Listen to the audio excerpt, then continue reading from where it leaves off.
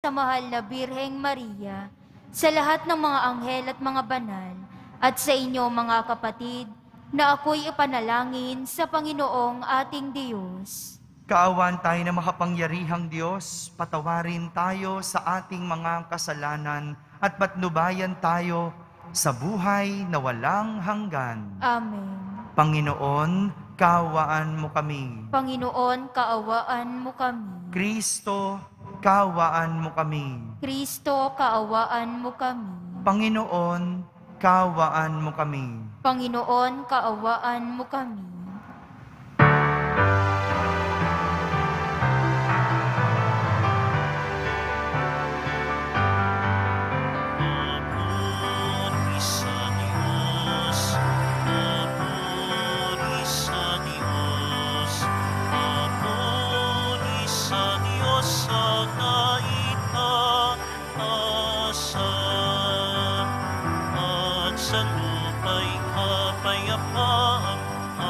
Sa lupa'y kapayapaan sa mga taong kinalulugdan niya. Pinupuri ka namin, dinarangal ka namin, sinasamba ka namin, ipinagbubunyi ka namin, pinasasalamatan ka namin, dahil sa dakila mo ang kapurihan. Panginoong Diyos, Hari ng langit, Diyos amang makapangyarihan sa lahat. Panginoong Jesucristo, bugtong na anak. Panginoong Diyos, Kordero ng Diyos, anak ng Ama. Ikaw na nag-alis ng mga kasalanan ng sanlibutan. Maawa ka, maawa ka sa amin. Ikaw na nag-alis ng mga kasalanan ng sanlibutan. Tanggapin mo ang aming kahilingan. Tanggapin mo ang aming kahilingan. Ikaw na naluluklok sa kanan ng Ama, maawa ka sa amin, sapagkat ikaw lamang ang banal at ang kataas-taasan. Ikaw lamang, O Jesucristo, ang Panginoon, kasama ng Espiritu Santo sa kadakilaan ng Diyos Ama. Amen. Ng Diyos Ama. Amen. Papuri sa Diyos. Papuri sa Diyos.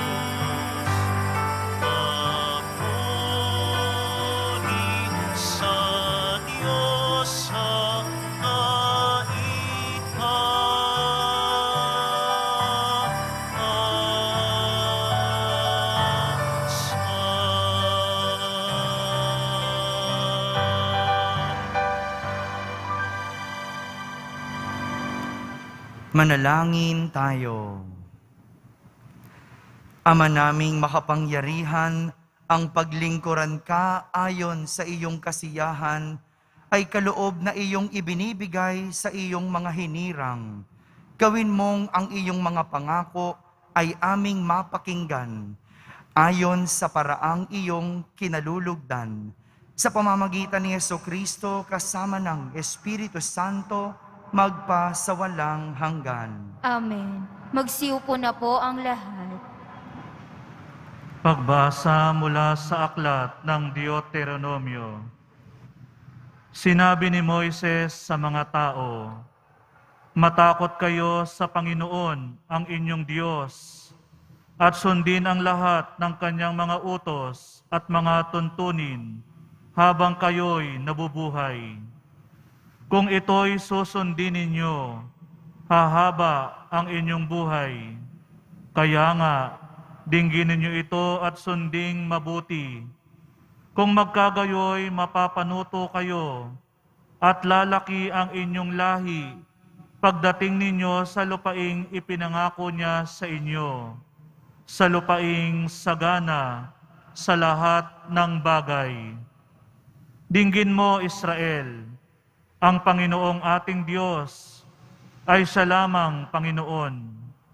Ibigin mo ang Panginoong mong Diyos ng buong puso, kaluluwa at lakas. Ang mga utos niya'y itanim mo sa iyong isip." Ang salita ng Diyos.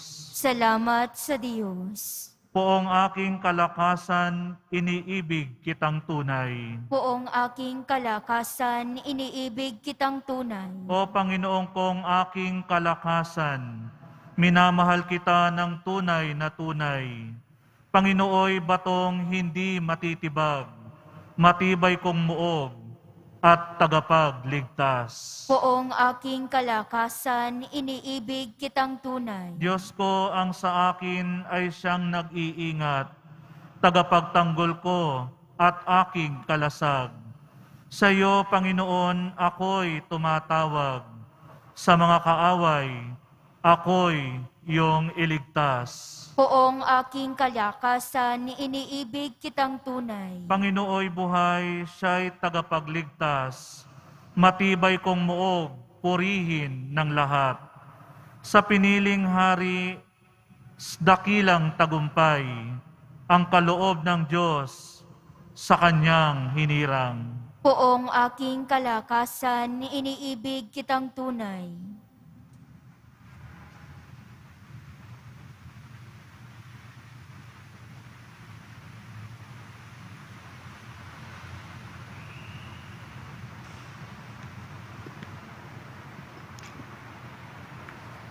Pagbasa mula sa sulat sa mga Hebreyo. Mga kapatid, dati sa matandang tipan, maraming saserdote ang naghahali-halili sapagkat namamatay sila at hindi nakapagpapatuloy sa panunungkulan. Ngunit si Jesus ay buhay magpakailanman at hindi siya mahahalinhan sa kanyang pagkasaserdote. Dahil nga riyan, lubusan niyang maililigtas ang lahat ng lumalapit sa Diyos sa pamamagitan niya, sapagkat siya'y nabubuhay magpakailanman upang mamagitan para sa kanila. Si Jesus kung gayon, ang dakilang saserdoteng makatutugon sa ating pangangailangan. Siya'y banal, walang kapintasan o kasalanan, nahihiwalay sa mga makasalanan, at mataas pa kaysa sangkalangitan. Hindi siya katulad ng ibang mga dakilang saserdote na kailangang maghandog ng mga hain araw-araw, unay para sa sarili nilang kasalanan at pagkatapos para sa kasalanan ng mga tao. Minsang naghandog si Jesus at iya'y pang magpakailanman nang ihandog niya ang kanyang sarili. May mga kahinaan ang mga dakilang saserdoteng hinirang ayon sa kautusan. Subalit, ang saserdoteng hinirang na may panunumpa ay ang anak, banal, magpakailanman. At ang panunumpa ng Diyos ay huling dumating kaysa kautusan. Ang salita ng Diyos. Salamat sa Diyos. Magsitayo po ang lahat.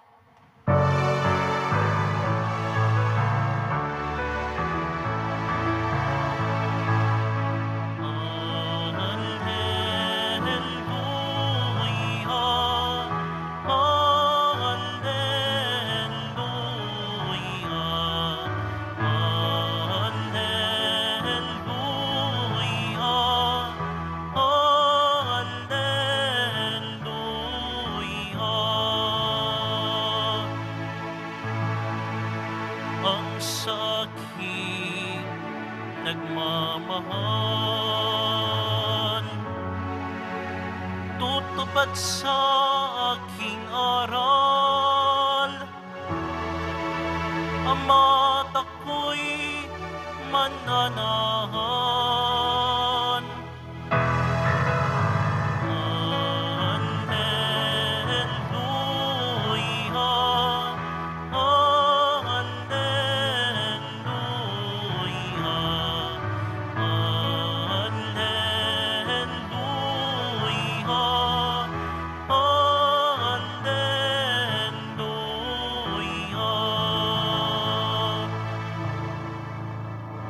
Sumainyo ang Panginoon. At sumaiyo rin. Ang mabuting balita ng Panginoon ayon kay San Marcos. Papuri sa iyo, Panginoon.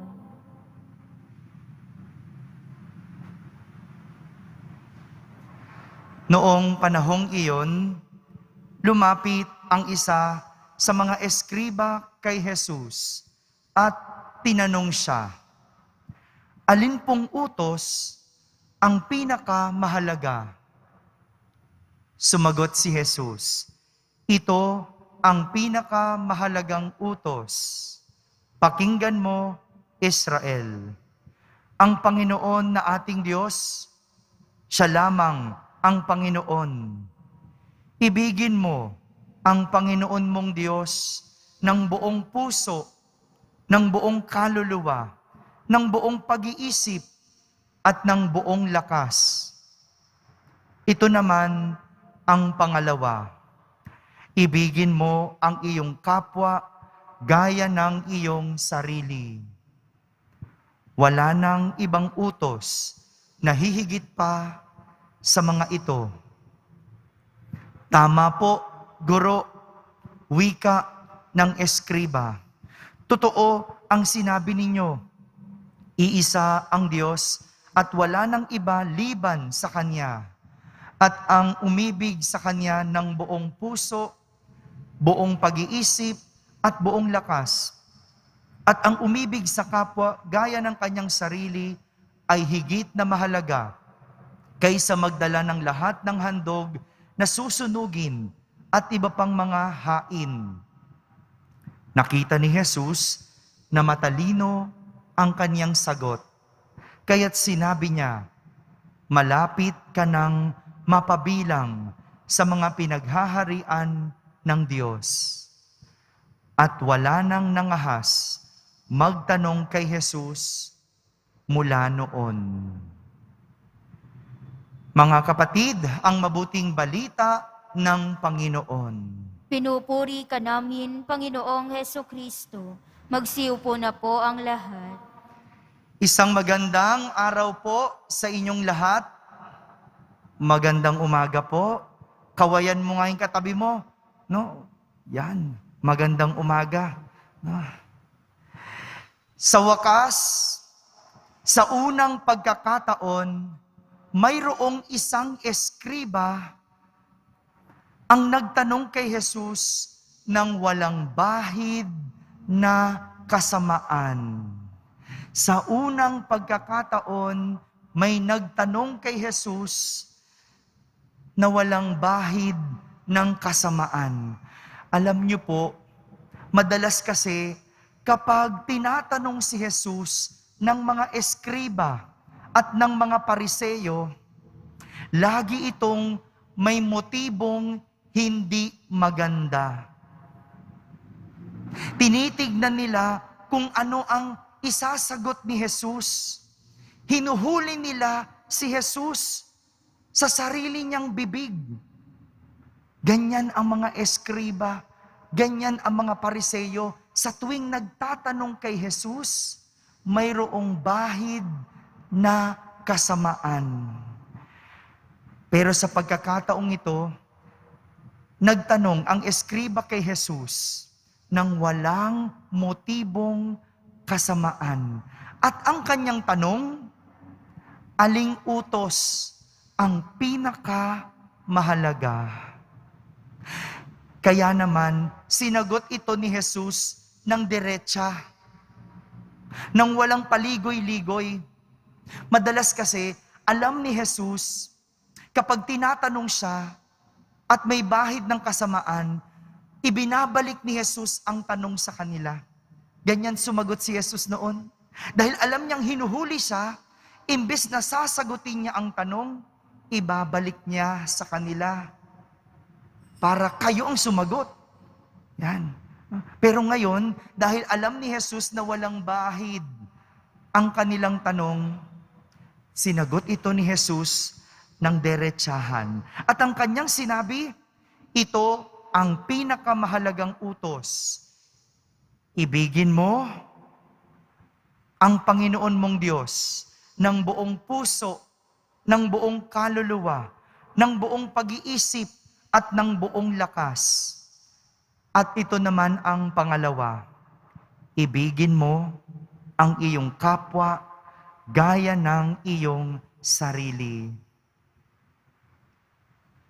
Nang makita ni Jesus na naunawaan ng eskriba ang kanyang sinabi sa kanya ni Jesus, malapit ka nang mapabilang sa mga pinaghaharian ng Diyos. Dalawa lang yung kakabisaduhin, dalawa lang yung laging tatandaan sa dinami-dami ng mga utos ng Diyos. At kapag alam mo na ito, malapit ka nang mapabilang sa pinaghaharian ng Diyos. Alam niyo po, mahalaga sa mga Hudyo ang pagsunod sa batas ng Diyos. Dahil dito, nakasalalay ang kanilang kaligtasan. Mayroong humigit kumulang 600 ang mga kautusan na sinusunod ng mga Hudyo. Noon, 600 ang mga utos. Kaya nga, tinanong si Jesus kung alin doon sa 600 ang pinakamahalaga. Kung baga si Jesus, binuod niya yung 600 na mga utos ng Diyos sa 2 pinakamahalaga. Karamihan kasi sa mga Hudyo noong panahon ni Jesus, naniniwala na pantay-pantay ang lahat ng batas. Kaya naman, hindi pwedeng baliwalain ang bawat letra nito.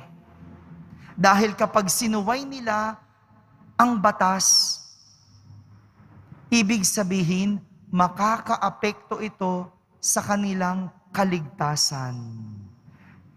Ang galing, no?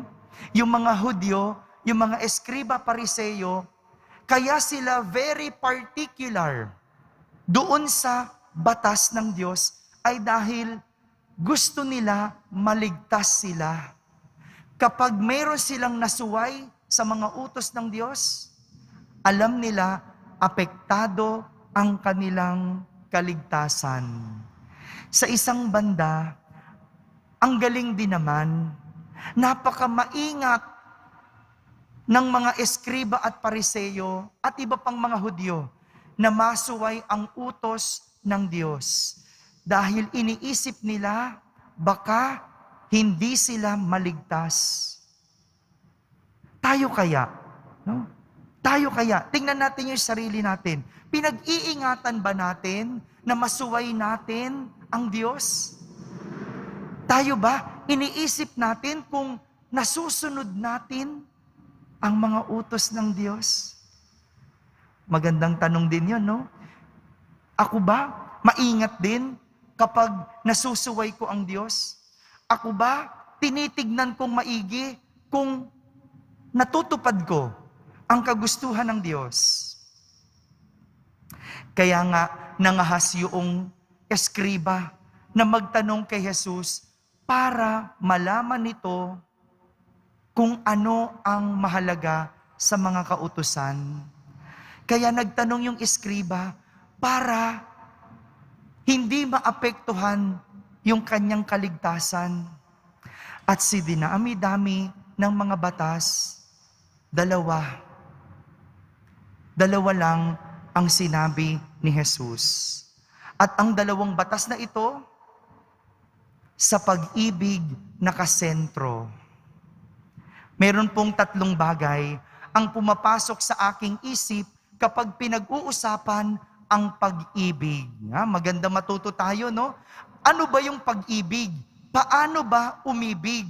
Ano bang ibig sabihin ng Diyos pag sinabing pag-ibig? Tatlo lang po. Una, tapat. Ang pag-ibig dapat tapat. Dahil walang pag-ibig kapag ito ay may panloloko. Hindi pag-ibig kapag nagsisinungaling. Walang pagmamahal kung mayroong pandaraya. Ang katapatan, ang buhay ng pag-ibig.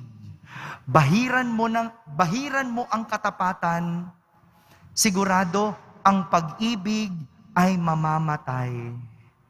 Kaya't hindi pwedeng iniibig mo ang Diyos at ang iyong kapwa kung puno ka naman ng kasinungalingan. Dahil ang pag-ibig na may kasamaan ay nagiging isang kasalanan. Ang pag-ibig na may kasamaan ay nagiging kasalanan. Hindi pwede ang pag-ibig kung hindi ito tapat. Tandaan natin yun, ha? Ang pag-ibig dapat lagi tapat. Pangalawa, ang pag-ibig dapat buo. Ano nga po yung una? Dapat? Hello? Ano po yung una? Ang pag-ibig dapat tapat. Pangalawa, ang pag-ibig dapat buo. Dapat buo. Madalas ko po itong sinasabi na hindi pwedeng hinahati ang pag-ibig. Dahil gaya ng puso, dapat lagi itong buo. It's either mahal mo o hindi mo mahal. Hindi mo pwedeng sabihin, konti lang ang pagmamahal. Dahil ang pagmamahal, hindi pwedeng tinatakal. Kaya hindi ko maintindihan yung nagsasabing, nagtitira ng pag-ibig. Hindi po yun. Hindi po pwede yun, yung nagtitira ka ng pag-ibig. Saan napupunta yung kalahati? Kung sinasabi mong magtitira, di ba? Ang pag-ibig dapat buo. Kasi siguro iniisip ng iba, isa lang ang pag-ibig. Hindi po. Marami. Marami kang pwedeng ibigay na pag-ibig. Isang yung puso, pero kapag umibig ka, dapat buo. Pag minahal mong asawa mo, buo. Pag minahal mong anak mo, hindi pwedeng pira-piraso. Kung 6 ang anak mo, hahatiin mong pag-ibig mo? Hindi. Dapat bawat isa buo. Kaya wala ka dapat paborito. Dahil ang pag-ibig, hindi pwedeng hinahati. Hindi pwedeng tinatakal. Hindi pwedeng tinitingi. Kaya kung hindi mo kayang magbigay ng buo, wala kang karapatang tumanggap ng buo. Ang Diyos at ang tao, kapag minahal, dapat laging buo. Kaya nga sinabi ni Jesus, ibigin mo ng buong puso, buong kaluluwa, buong pag-iisip at buong lakas. Hindi sinabing kalahati. Malinaw po? Ang pag-ibig dapat lagi buo. Kung mahal mong sarili mo, buo. Kung magmamahal ka ng iba, dapat buo. Hindi yung isa lang ang pag-ibig, kalahati sa'yo, kalahati sa akin. Hindi. Buo sa'yo, buo sa akin. Dahil ang pag-ibig dapat buo. At pangatlo, ang pag-ibig dapat mabuti. Ano po yung una? Ang pag-ibig dapat tapat. Pangalawa, ang pag-ibig dapat buo. At pangatlo, ang pag-ibig dapat mabuti. Kahit kailan, ang pag-ibig dapat dinadala ka sa kabutihan.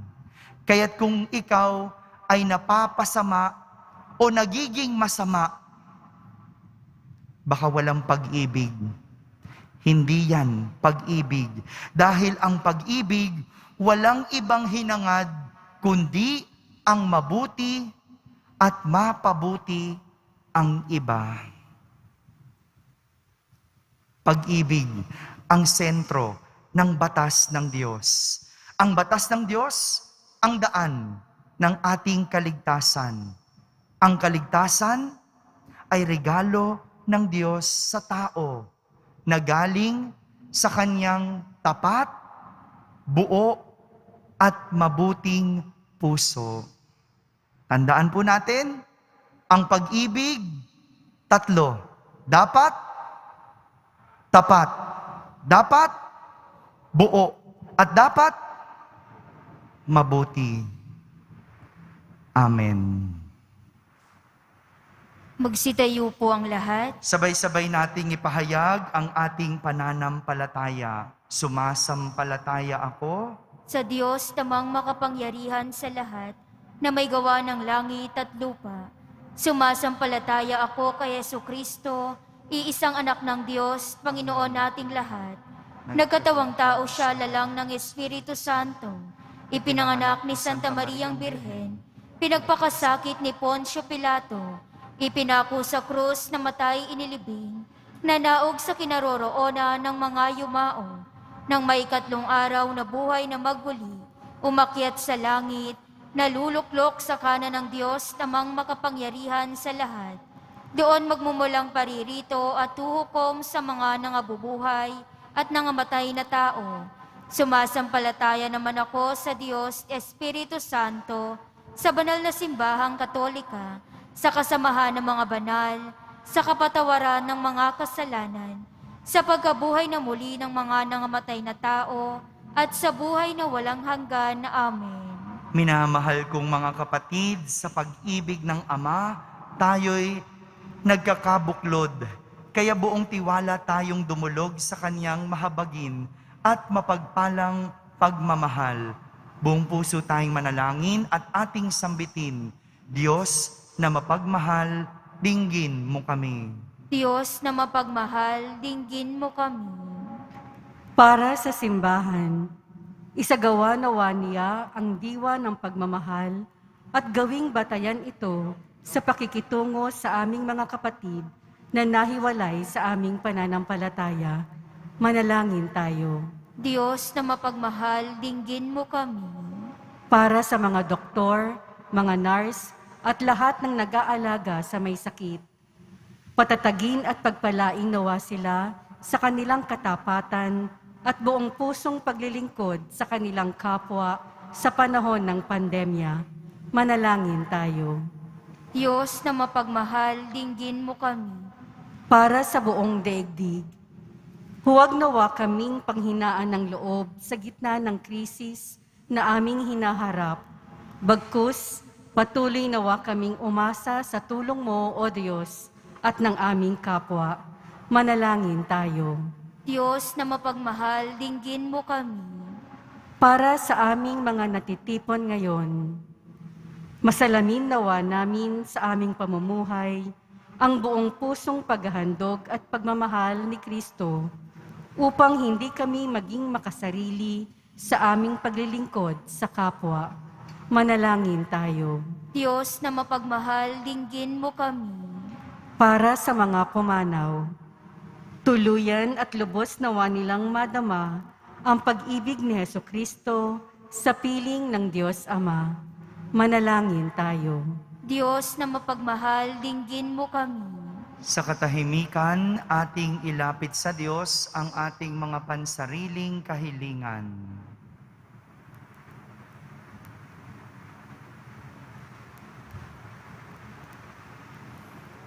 Manalangin tayo. Diyos na mapagmahal, dinggin mo kami. Mapagmahal naming Ama, dinggin mo ang mga pagsusumamo sa iyo ng iyong kawan. Gawin mo nawang dalisay ang aming puso upang sa aming pagmamahal, mabigyan ka namin ng tapat na pagsamba at makapaglingkod kami sa kapwa ng may kababaang loob. Hinihiling namin ito sa pamamagitan ni Jesucristong anak mo at aming Panginoon. Amen. Magsiupo na po ang lahat.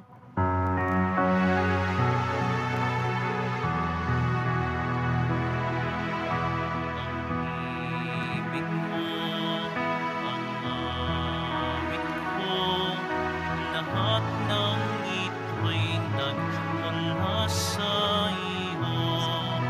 Muling ihahandog sa iyo, buong puso't kong inaalay sa iyo.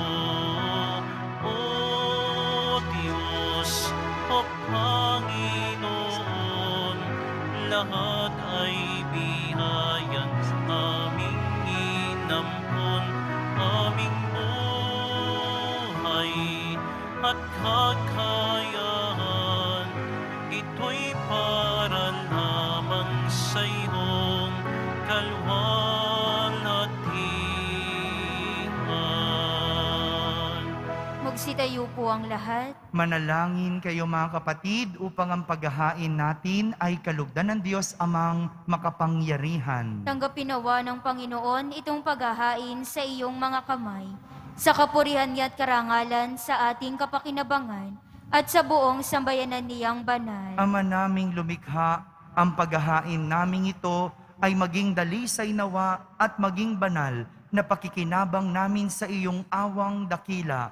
Sa pamamagitan ni Jesucristo, kasama ng Espiritu Santo, magpa sa walang hanggan. Amen. Sumainyo ang Panginoon. At sumaiyo rin. Itaas sa Diyos ang inyong puso at diwa. Itinaas na namin sa Panginoon. Pasalamatan natin ang Panginoong ating Diyos. Marapat na siya'y pasalamatan. Ama naming makapangyarihan, tunay ngang marapat na ikaw ay aming pasalamatan. Nasa iyo ang aming buhay, pagkilos at pag-iral sa pamumuhay namin araw-araw. Tinatamasa namin ang iyong pagmamahal. Sa pag-ibig mong ipinunla sa sangkatauhan, ang Espiritu Santo'y unang aning bigay ng anak mong naglagak sa amin ng katiyakang nakalaang mabuhay kami sa piling mo kailanman. Kaya kaysa ng mga anghel na nagsisiawit ng papuri sa iyo ng walang humpay sa kalangitan, kami nagbubunyi sa iyong kadakilaan. Santo, Santo, Santo, Panginoong Diyos ng mga hukbo, napupuno ang langit at lupa ng kadakilaan mo, o sana sa kaitaasan. Pinagpala ang naparirito sa ngalan ng Panginoon, o sana sa kaitaasan. Magsiluhod po ang lahat. Ama naming banal, ikaw ang bukal ng tanang kabanalan. Kaya't sa pamagitan ng iyong Espiritu ay gawin mong banal ang mga kaloob na ito upang para sa amin ay maging katawan at dugo ng aming Panginoong Hesukristo. Bago niya pinagtiis ang kusang loob na maging handog, hinawakan niyang tinapay, pinasalamatan kanya, pinaghati-hati niya iyon, iniabot sa kanyang mga alagad at sinabi, "Tanggapin ninyong lahat ito at kanin, ito ang aking katawan na inihahandog para sa inyo."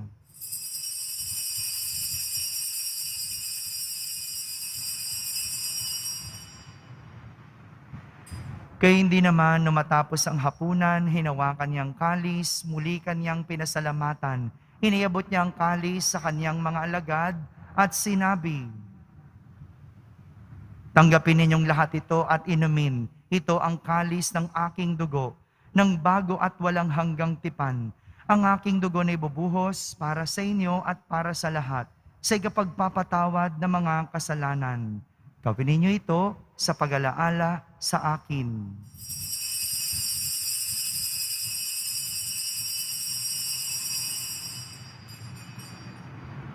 Magsitayo po ang lahat. Ipagbunyi natin ang misteryo ng pananampalataya. Si Kristo'y namatay, si Kristo'y nabuhay, si Kristo'y babalik sa wakas ng panahon.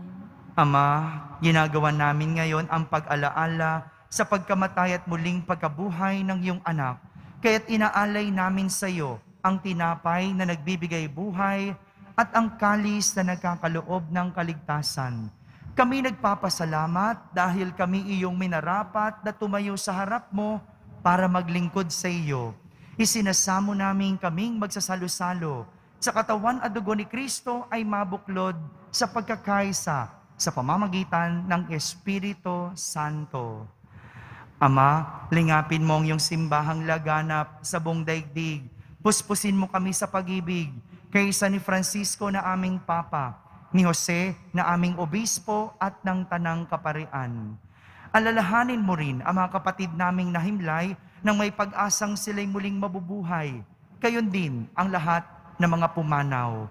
Kaawan mo sila at patuloyin sa iyong kaliwanagan. Kaawan mo at pagindapating kaming lahat na makasalo sa iyong buhay na walang wakas.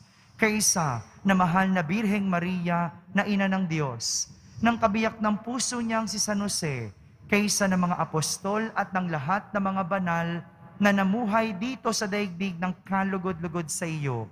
May pagdiwang nawa namin ang pagpupuri sa ikararangal mo sa pamamagitan ng iyong anak na aming Panginoong Hesukristo. Sa pamamagitan ni Kristo, kasama niya at sa Kanya, ang lahat ng parangal at papuri ay sa iyo, Diyos amang makapangyarihan, kasama ng Espiritu Santo, magpa sa walang hanggan. Amen.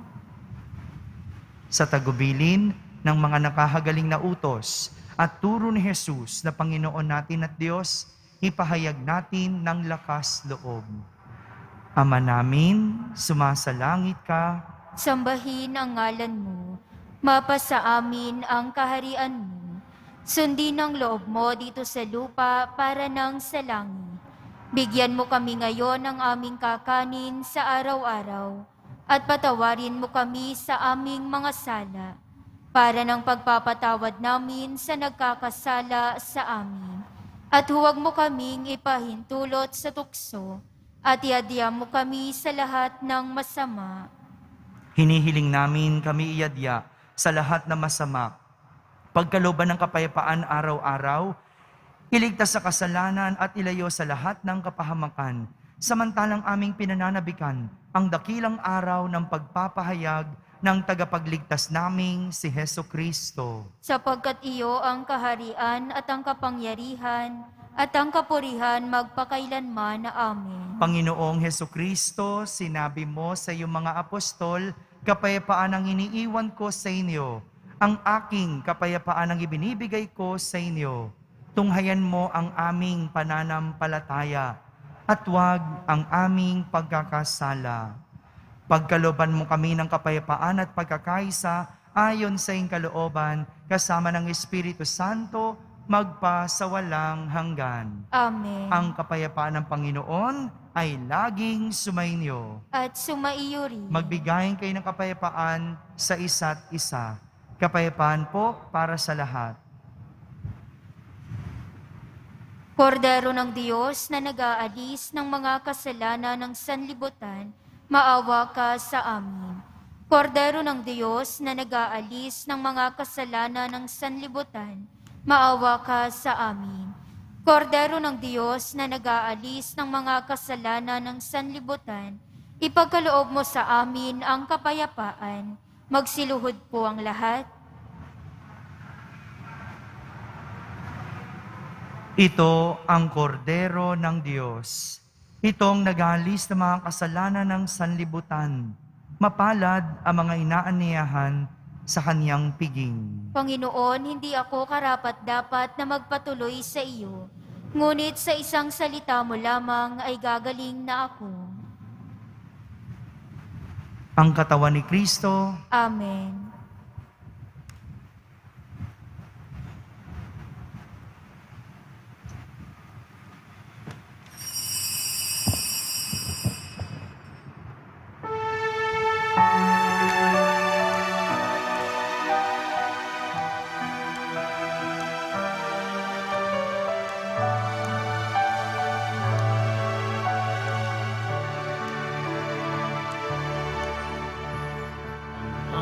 Atas ko sa inyo, mga kaibigan ko, ay magmahalan kayo tulad ng pagmamahal ko sa inyo. May hihigit pa kayang dakila sa pag-ibig na laang ialay ang buhay alang-alang sa kaibigan. Kayo nga'y kaibigan ko, kung matutupad ninyo ang iniaatas ko.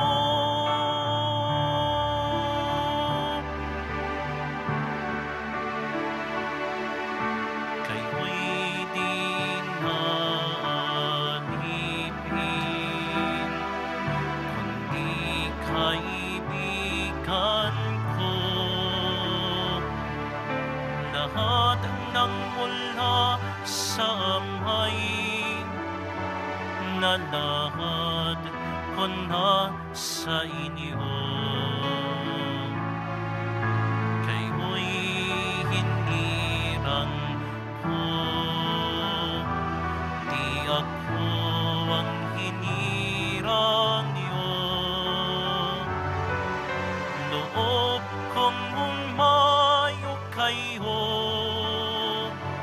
at magbunga ng ibayo. Ito nga ang siyang utos ko, nabilin ko sa inyo. Magmahalan kayo, magmahalan kayo.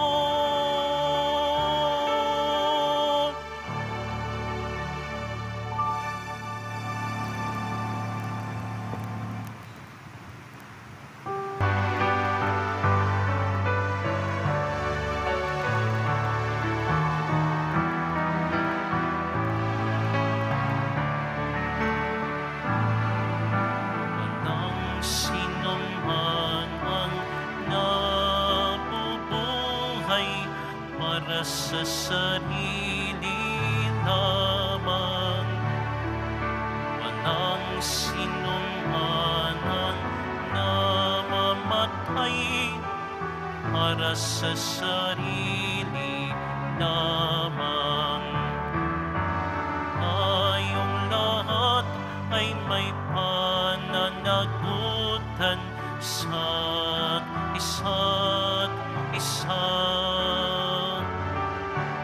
Tayong lahat ay tinipon ng Diyos na kapiling niya. Tayong lahat ay may pananagutan sa isa't isa.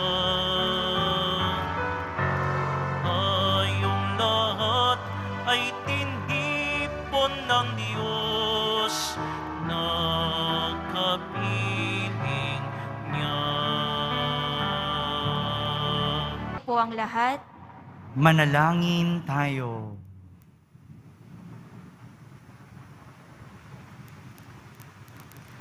Ama naming mapagmahal, magkaroon nawa ng karagdagang bunga ang iyong ginagampanan sa aming banal na pakikinabang upang sa aming pagsasalo, maging handa kaming tumanggap sa katuparan ng pangako mo.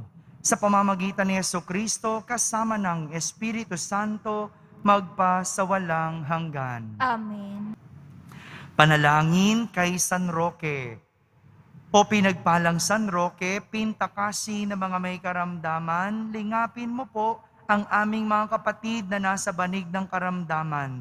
Ang iyong pamamagitan ay sadyang makapangyarihan na nung ikay narito pa sa daigdig, marami ang gumaling dahil sa pag-antanda mo sa kanila ng kamahal-mahalang krus. Ngayong ikay niluluwalhati na dyan sa langit, nananalig kaming ang iyong pamamagitan ay lubhang magaling. Hiyalay mo po sa Panginoong Diyos yaring aming mga hinaing at sa tulong po ninyo ay makamit ang kagalingan ng aming kaluluwa at katawan. Pakundangan sa mga hirap at sakit ng Panginoong Hesukristo at iyo pong mga panalangin. Amen. Senyor San Roque, panalangin mo po kami upang kami maiyadya sa salot ng COVID-19 at sa mga karamdaman ng katawan at kaluluwa.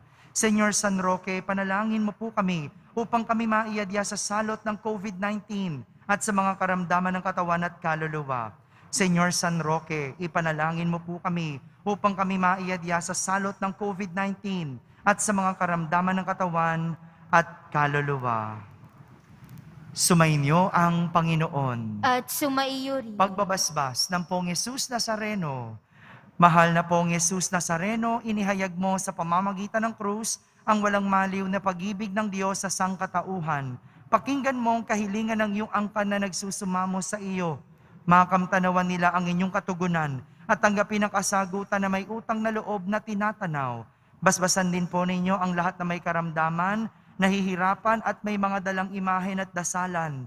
Sa pamamagitan ng bendisyon na ito, naway maalala nila ang mga pangako nila noon sa binyag, na ikaw ang kanilang iibigin at pagdilingkuran bilang Panginoon magpa sa walang hanggan. Amen. At pagpalain kayo ng makapangyarihang Diyos, Ama, Anak, at Espiritu Santo. Amen. Tapos na po ang ating pagdiriwang, humayging taglay ang pag-ibig at kapayapaan ng Poong Jesus Nazareno. Salamat sa Diyos.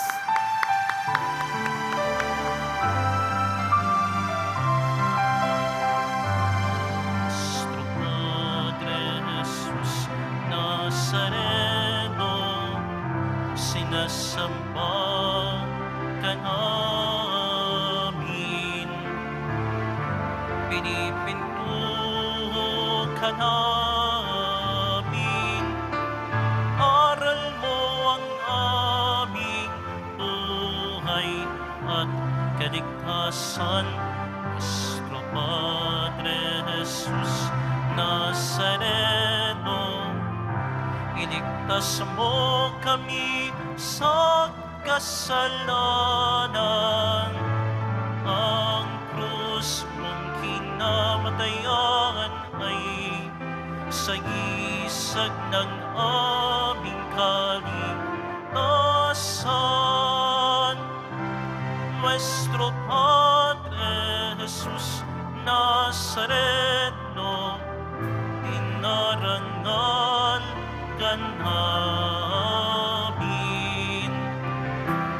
Nuestro Padre Jesus Nazareno, ninulwalhati ka namin.